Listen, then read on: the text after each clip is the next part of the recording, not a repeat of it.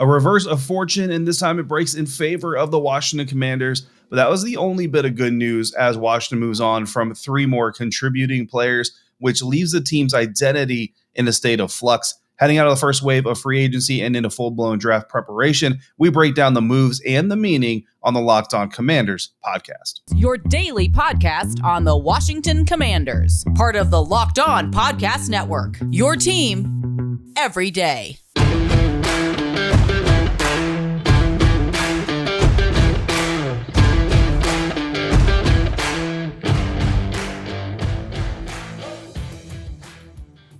Welcome in, Commanders fans, to the Locked On Commanders podcast, part of the Locked On Podcast Network, your team every day. We are your daily podcast covering the Washington Commanders, free and available on all platforms. And we thank you for making us your first listen or your first view of the day if you're joining us over on YouTube. I'm David Harris, covering the Commanders Sports Illustrated's Fan Nation. My co-host Chris Russell, the Rooster, one half of the Russell and Medhurst show on the Team 980. Find Chris and Pete there Monday through Friday, 3 to 7 p.m. Eastern, or anytime along with this show on the Audacy app. When we're not there or here, we're on Twitter at dharrison82, at russellmania621, and at LO Commanders. Once again, we thank you for making us your first listen every day. Hard to know where to start on this episode, but let's start with some good news. J.D. McKissic, the running back, returning to Washington. He had agreed, if you remember, to sign with the Buffalo Bills during the legal tampering period to start off the NFL's free agency period for 2022. This was a huge loss for the Washington Commanders at the time when we thought that McKissic was heading to the Buffalo Bills. I mean, you have some similarities between JD and Antonio Gibson. Obviously, both of them former wide receivers converted into running backs. But when you look at what JD does on the field to complement and almost sometimes against certain defenses, almost counterbalance Antonio Gibson's talent, the impact that he makes can't be understated. Plus, when Antonio Gibson is banged up or injured or needs a breather, here or there, whether it be for a period, a drive, a game, what have you. A lot of confidence in what JD can do on the field. I don't think anybody's calling him a top 5 back in the National Football League by any means, but certainly a strong one alpha to your one if you have him. So great to see JD McKissic coming back to the Washington Commanders for 2022. And the best part of the whole thing, guys, is he took the exact same deal that the Buffalo Bills were offering him. And I think that highlights another characteristic of JD that really needs to be more celebrated amongst us out here in the media landscape, hopefully within the franchise and among fan bases, and that is loyalty. Obviously, there's something with this franchise, with the team, with the roster, with the coaches, whatever it is that's motivating JD to kind of reverse course and to come back, because the Buffalo Bills are a very well-known championship caliber team, Super Bowl contending team. Every single year for the last couple of years, they've been in contention to head to the Super Bowl, and their running game has really been part of the reason they haven't made it to that level. So they were probably looking to bring in JD along with former Washington Commander Tim Settle. They were probably looking to add JD McKissic to be a more dynamic part of that backfield, and playing with Josh Allen, pairing with Josh Allen, his skill set really marries up nicely to what the Buffalo Bills were going to want to do. So that's a very, very big decision that JD McKissic made. And I think that it should be applauded. Hopefully the fan bases, hopefully you guys out there are really, he's kind of becoming a fan favorite amongst you guys, because I think he really deserves the recognition. That deal, 2 years, $7 million. And again, I mean, if you're a fan of the team, you got to love a guy like JD McKissic, who is choosing to continue trying to build what they're trying to build in Washington, continue to play with the team, and turning down an opportunity to make the same amount of money on a team that quite honestly has a much clearer path to a potential Super Bowl contention. So again, in my opinion, that's the kind of guy you want to root for. In 2021, 91 touches total between runs and catches, 609 yards and 4 touchdowns. Again, a critical partner to Antonio Gibson. We asked you guys for takes on quarterback Carson Wentz. We haven't been able to get to a lot of them so far. We do apologize for that, but we are going to start getting through those. So let's hear one of those responses right now. Hey, Chris and David. This is Daniel from Leesburg, Virginia. I've called a couple of times over the season. I just wanted to give my thoughts on the whole Carson Wentz trade. Look, at first I was very, very, very, very, very conflicted about this whole situation, because we are taking on I think, to me, $28 million is a big sum of money to bring in Carson Wentz. I don't think he's worth that much, but look, looking at the market and what was available, besides Russell Wilson, besides Aaron Rodgers, there wasn't really a plethora of great quarterbacks out there in free agency. And so I think after we struck out on Rodgers and Wilson, I do think this was a rush move, but I really want to be positive about it. I mean, besides all the leadership issues and all the mentally how he played in Indy, the Jags game that they couldn't figure out how to win that. I feel like this is Carson Wentz's wake-up call. So I feel like he's going to really take this situation seriously. Look at everything around him, the environment that he's around. You know, he has one good chance to play well with this group of guys and make a better name for himself, become a better leader. I mean, Ron Rivera, hopefully he is that coach that kind of gets him in gear and really develops him into a great leader for this Commanders team that is pretty much needed in order to even do something. So, and what we've all been missing from the Commanders is just a solid, consistent quarterback play, and hopefully he is that. He was consistent for the first a few months out of the season. You would think it was top 5 in QBR or something like that, but then the beginning and the ending of the season was just flat out terrible. So hopefully he finds his consistency with us as a Commander. With McKissic, the Washington Commanders snatched victory from the jaws of defeat, but they did take some other losses. Unfortunately, that's how the business works sometimes, and we're going to talk about those in a minute. But first, it's that time of year again as college basketball's tournament is finally upon us. And for your latest odds, contests, and player props, betonline.net is your number one source for all your sports betting needs and info. BetOnline remains the best spot for all your sports scores, podcasts, and news this season. And it's not just basketball. BetOnline is your continued source for all your sports wagering info needs, including live betting and your favorite Vegas casino games. Head to the website today or use your mobile device to learn more about the trends and the action at BetOnline, where the game starts.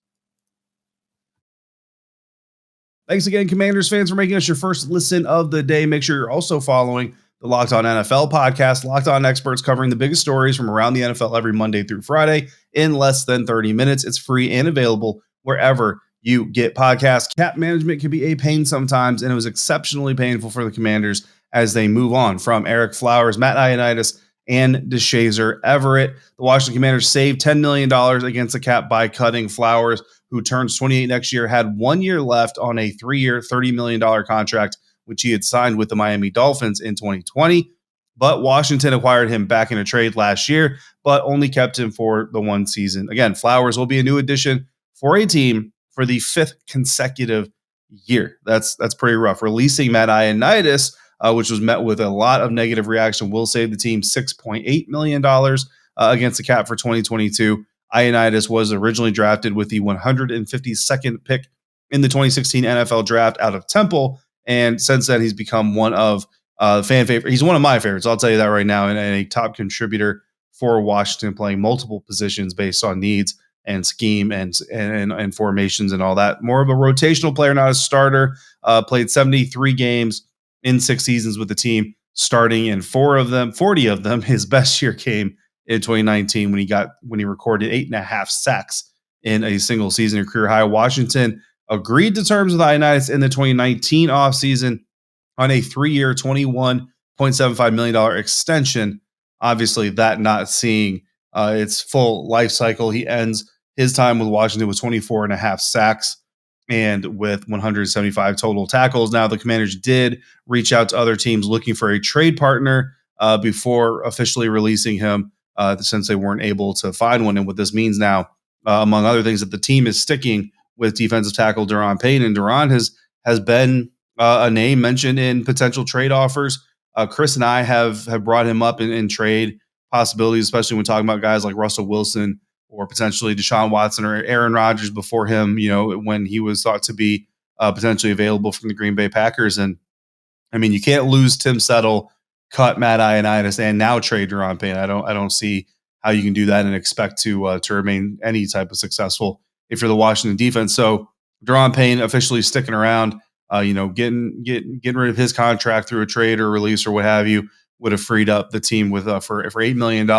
So you would have freed up a little bit more money there by moving on from Payne versus Ioannidis, but apparently the team felt like moving on from Ioannidis was the better move. So they'll save $6.8 million there.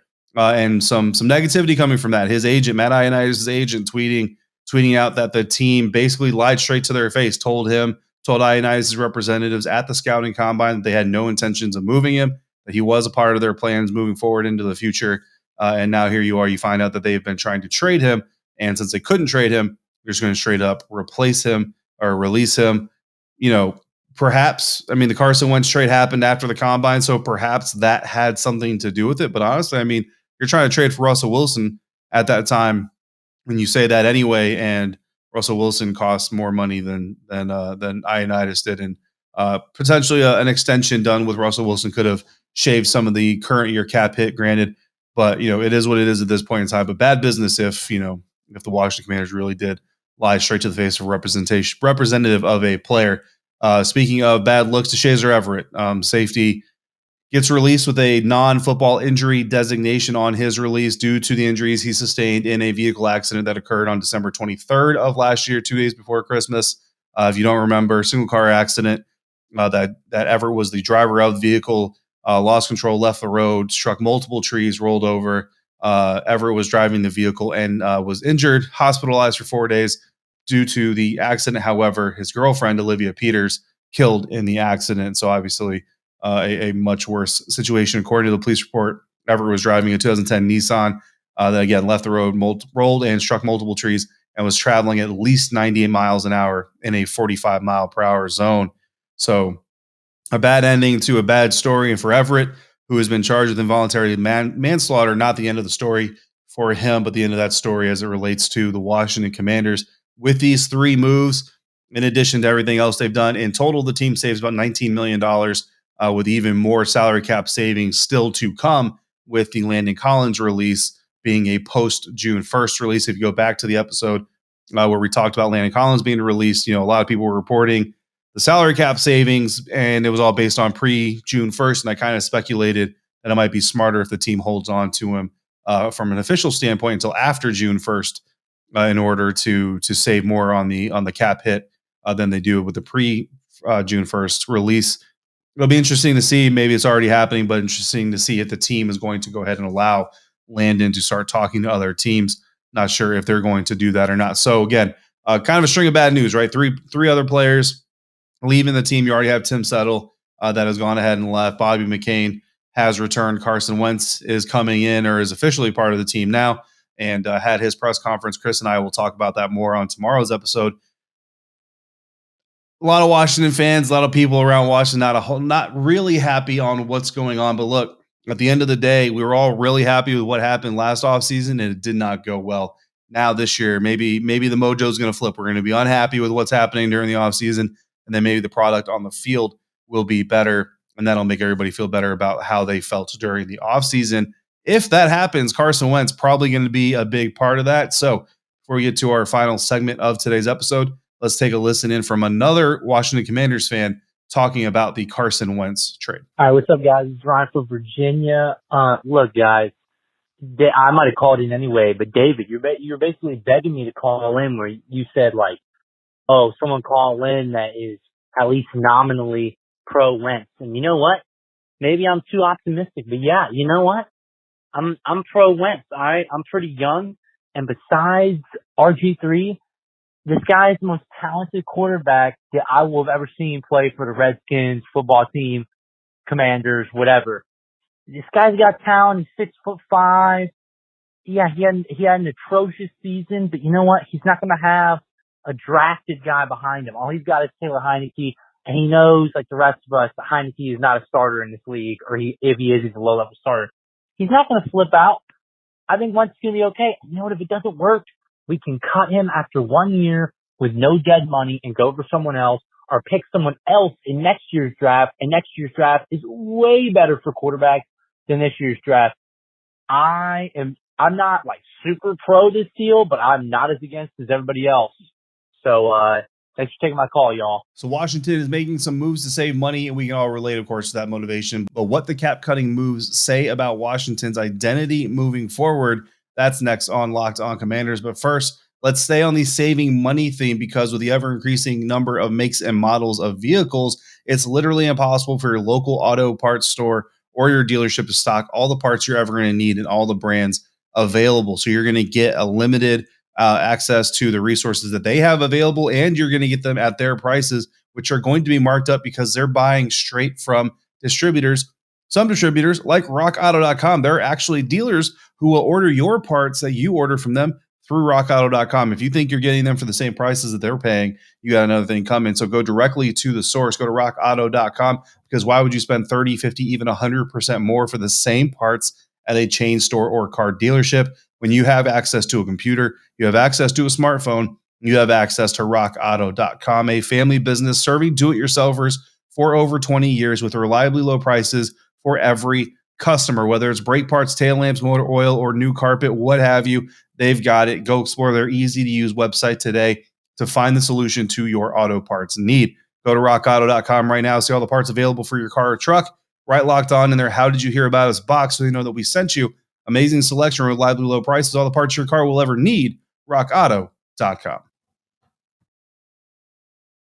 73 here at the Locked On Washington Commanders podcast. David Harrison solo on this episode on Twitter at dharrison82. My partner, Chris Russell, at Russellmania621. The show at LO Commanders. We will be back together tomorrow for our final episode of the week. But for today, we've got one more segment here with just me. The Washington Commanders are losing 3 former captains this offseason.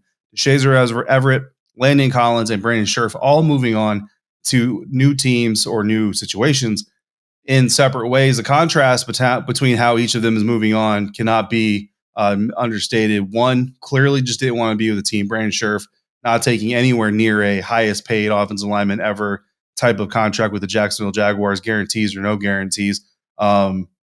Landon Collins did offer to help the team out, which is actually kind of surprising a little bit financially, willing to take a pay cut to stay with the team, but he got pushed too far, got pushed for a second pay cut after Carson Wentz was agreed to be traded to the team, and that was one line too far for Landon, so he will be moving on, looking for a new team. And then, of course, the tragic circumstances surrounding Deshazor Everett and what he is going through and what happened to his girlfriend.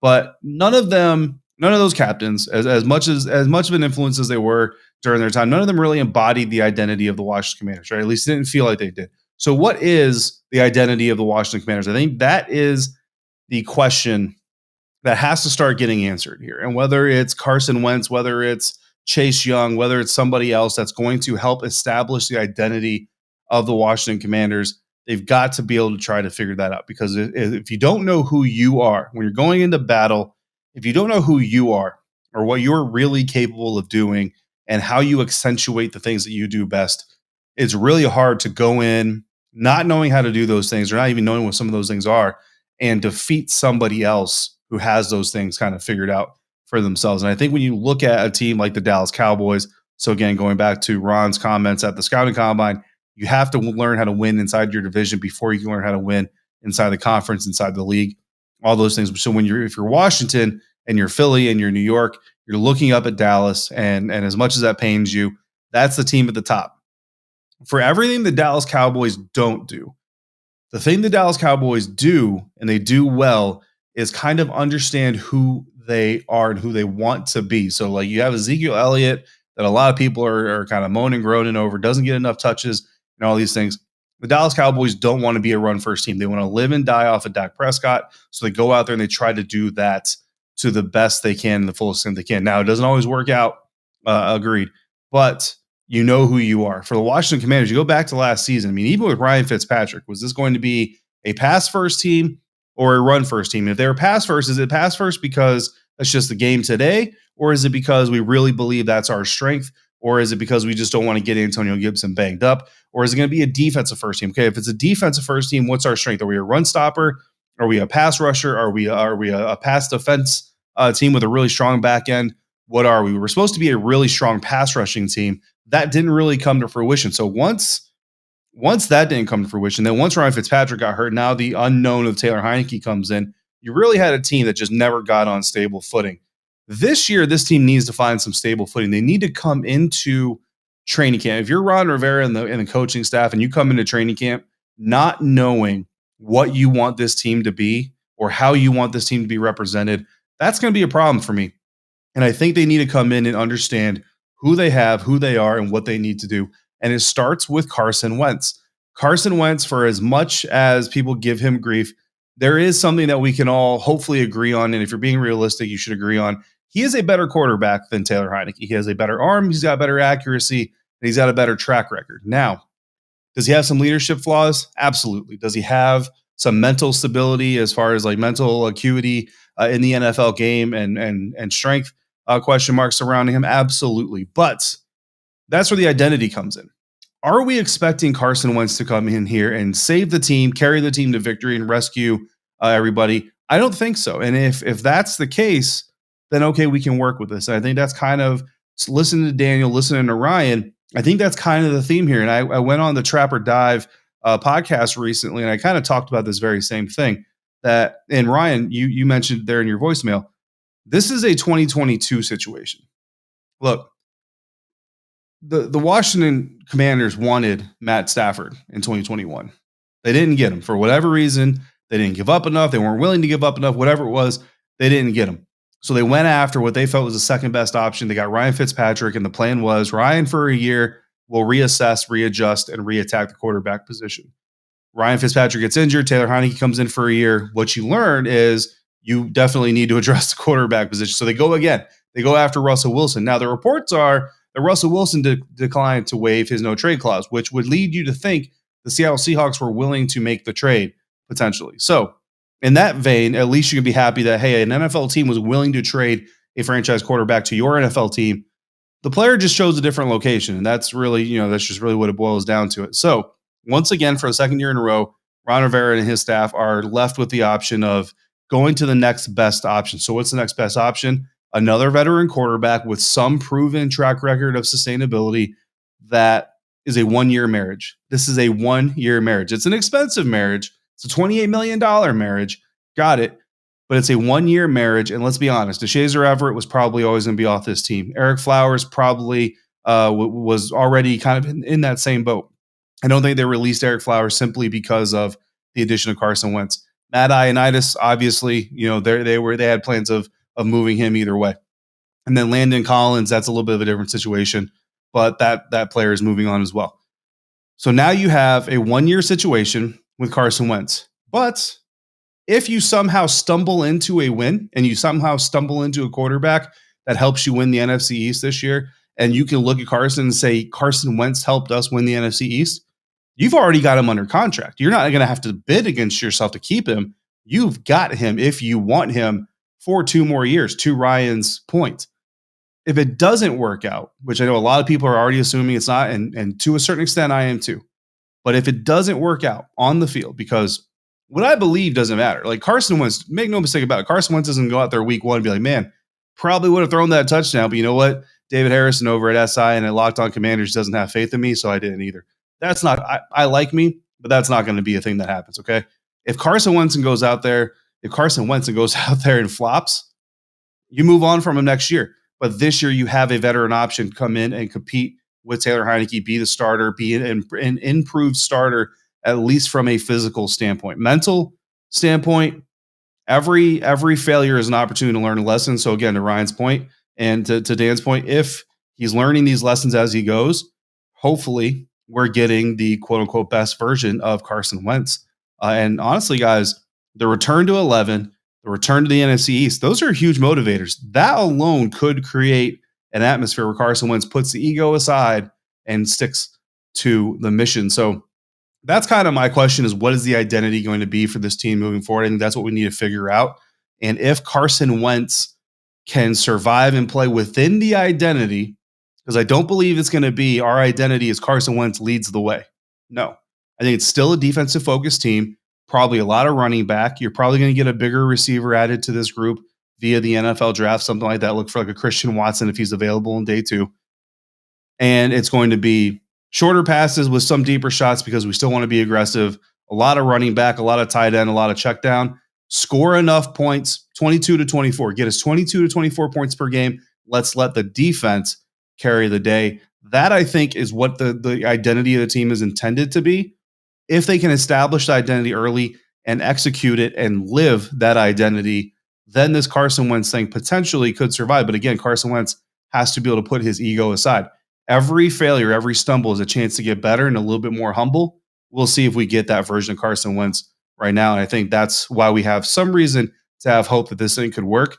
Let's hear from one more caller answering our like Ryan said, basically begging you. I call it inviting. Ryan calls it begging, but asking you guys to come on and give us more reasons why this Carson Wentz experiment might just work out. When it comes to Carson Wentz and that whole debacle, I think where I have the biggest problem is that we bring in a guy who's going to have, or if you had brought him in off free agency, there would be a quarterback battle to find out who really was our best chance at starter between Heinicke and Wentz.